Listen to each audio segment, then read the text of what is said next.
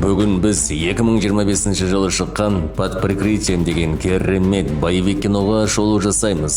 Бұл фильмнің рейтингі өте жоғары екен, сол себепті бәрін түсіну үшін аяғына дейін көрейік. Ондай болса кеттік.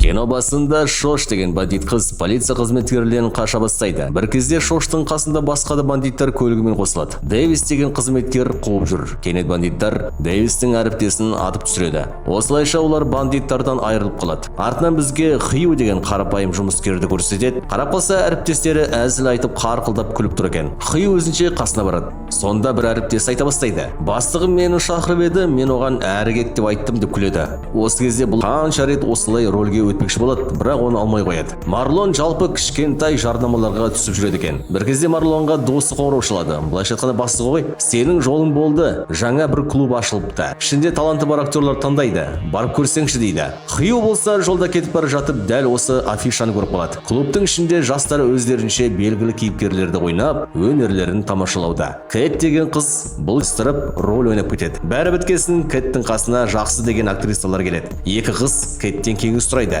Кэт болса барынша білетін айтып бағыт-бағдар береді. Одан кейін Кэт өзінің құрбыларымен кездеседі. Бірақ та бәрі тұрмысқа шыққан, олардың әңгімелері мүлдем басқаша. Сонымен қатар олар Кэттің айналысып жүргенін еріккендік деп санайды. Марлонға досы қоңырау шалып, сен актер болғың келеді екен, бірақ сенен актер шықпас. Енді бірге жұмыс істей алмаймыз дейді. Хью жұмысында отыр еді, әріптес қасына жақындап, сен боссың ба? Менің бөлмемде Wi-Fi сымын жинастырып берші дейді. Кэт тағы да сахнада сөз сөйлеп өзінің оқушыларын тексере бастайды. Осы кезде клубта Биллинг деген кісі қарап отырады. Көрініс біткеннен кейін айналысушы. Ақырын ғана солардың ортасына кіріп алу керек. Маңайдан бүкілінен рөлге кіріп сұрастырасыздар деді. Түрлерін бандиттар сияқты жасайды. Сатушы жігіт болса сендерге не керек дейді. Сонда Кэт, сонда Хью тағы да бір ерекше бірдеңе бар ма деп қалады. Бір кезде сатушы жігіт оларға қарап, Кэт флайға келіпті. Мен клиенттерді тауып алдым дейді. Сосын сатушы жігіт кетіп қалады. Осылай үшеуі рөлге кіріп, біз енді қалаға келдік дейді. Бізді ешкім танымайды. Алайда біз профиміз,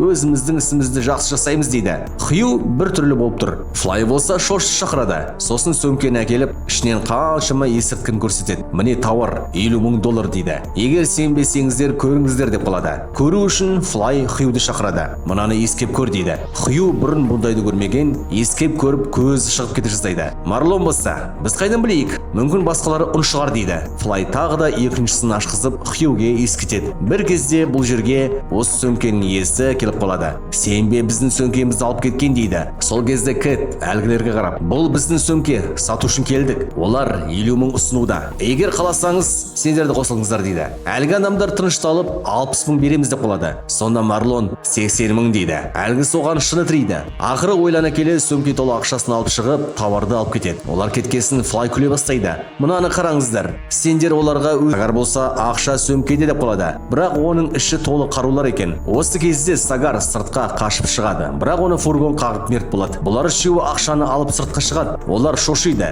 Біз адамды өлтірдік пе дейді. Марлон болса телефонға Сагардың денесін суретке түсіріп алады. Артынан Сагардың денесінің қасына полиция қызметкерлері келеді. Ол жерде бас кезіндегі Дэвис жүреді. Бұл танымал бұрынғы киллер ғой. Бұндай адамның көшеде көлікке қағылып өлуі бір түрлі дейді. Қасында жаңа көмекшісі жүр. Олар үйдің ішіне кіреді. Сол кезде Дэвис осы үйде адамдардың келгенін түсінеді. Шу болса ақшаны Флайға келіп береді. Флай қатты қуанады. Бүгінше жұмыс бітті. Енді көңіл көтереміз. Себебі бүгін менің туылған күнім дейді. Осылай клубта отырып біраз демалған соң бәрі далаға шығады. Сол кезде Кэт құрбыларын көреді. Олар Кэтті өзінің есімімен айта бастайды. Флай болса Кэт деген кім дейді? Сонда Кэт, олар мені Катамина деген лақап кетесіңдер ме дейді. Құрбылары кетіп қалады. Артынан бәрі кафеге барып бір-бірімен жақынырақ танысады. Сонда Флай өзінің қызы бар екенін айтады. Алайда ол басқа жақта, басқа қалада дейді. Бүкіл жан дүниесімен бөліседі. Кейін Флай бұларға қарап, сендерді бастықпен таныстырайын дейді. Флайдың да бастығы бар еді. Олар бәрі Мид Калф деген мафия бастығына келеді. Әлгісі болса Флайға ашулы.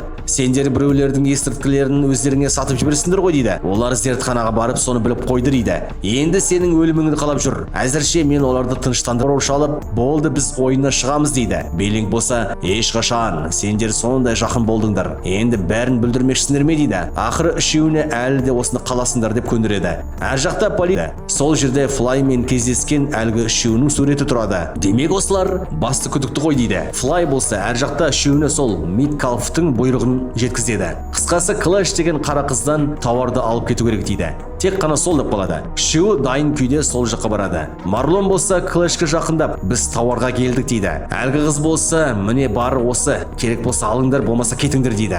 Марлон болса өзінше дауысын көтере бастайды. Сонда Клэш орнына тұрып, Марлонның бетін пышақпен бөлшектеп тастаңдар деп бұйрық береді. Шош бұлармен бірге болады да, сосын кетіп қалады. Үшеуі болса не істейміз? Кім бұнымен айналысады дейді. Ақыры Марлон кірісіп кетеді. Ал енді ар жақта Дэвис өздерінің Биллинг деген әріптесінің мерт болғанын айтып тұрады. Олардың арасында біз деп қалады. Әлгі үшеуі денені бөліп тастап қапқа салып алады да бір-бір велосипедке отырып алып дайын тұрады. Кенет бұл жерге жаңағы Дэвис жетіп келеді. Үшеуі деген жан-жаққа қаша бастайды. Ақыры үшеуі құтылып кейін бір-бірімен кездеседі. Сол кезде Кэт, менің құрбыма барайық, олардың көлігі бар дейді. Осылайша үшеуі сол құрбысына барады. Хью сыртта қалады, ал Кэт пен Марлон үйге кіреді. Сонда кілтті алып кету үшін Кэт құрбыларымен сөйлесіп, олардың көңілін аулап тұрады. Ал Марлон ақырын ғана кілтті алып кетеді. Солай кілтті алған соң үшеуі көлікке мініп айдалаға барады. Олар денелерді жерге көміп тастайды. Шош болса әлгі көлікті Конакоми екендерін білсе, менің абыройым быт-шыт болады ғой дейді.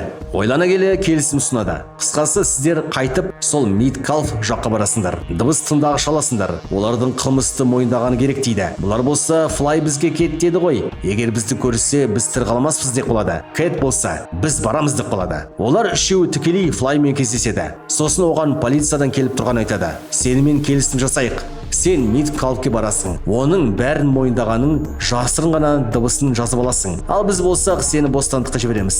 Сен өзіңнің қызыңа кетесің дейді. Ойлана келе Флай келіседі. Түнге қарай Флай Меткалфпен кездеседі. Сырт жақтан камерадан Флайды әлгі есірткісінен айырылған жігіт бір береді. Қауіпті сезінген мына үшеуі көмекке бару керек дейді. Дэвис болса әлі емес деп тұр еді.